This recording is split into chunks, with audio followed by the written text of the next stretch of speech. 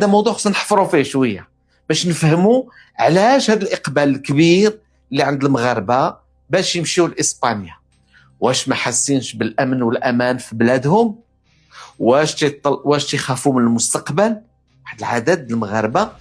انا واحد المره مشيت لكندا وتلاقيت مع واحد العدد الشبان تما اوتور مهندسين واطباء واساتذه، ولقيت واحد الظاهره غريبه. ملي جلست معهم وهضرنا وتكلمنا، كاينين دي زانجينيور في الدار البيضاء وفي الرباط وفي غيرها من المدن، كان هو ومراته تيربحوا واحد 50 60 الف درهم.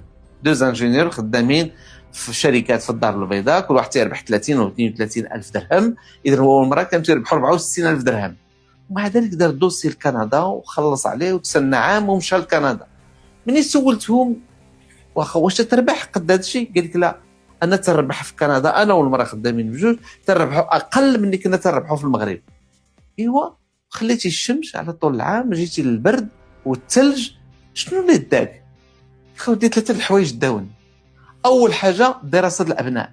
اذا الا غادي تقول بانه تياخذ قل في كندا مثلا، الا تياخذ 4000 اورو ولا 4000 او 40000 درهم تما، راه خصك تحسب بان ولادو تيقراو فابور. لو كان في المغرب غادي يخسر عليهم واحد 10000 ولا 15000 درهم في الشهر. اذا التعليم جيد وبالمجان. ثانيا الصحه جيده وبالمجان. ثالثا الاستقرار، الطمئنان، وعدم الخوف من المستقبل. هادشي الناس خايفه، هادشي خصو الحفير كثار، خص دراسات، خص ابحاث. هذاك المجلس الجاليه المغربيه خصو يقلب في هادشي، يبحث فيه الى غير ذلك. لكن هادشي كاين. اذا الناس المغاربه كاين واحد الظاهره، المغاربه الاغنياء والفقراء تيهاجروا. هذه عجيبه. ماشي تنهضروش دابا على السفر،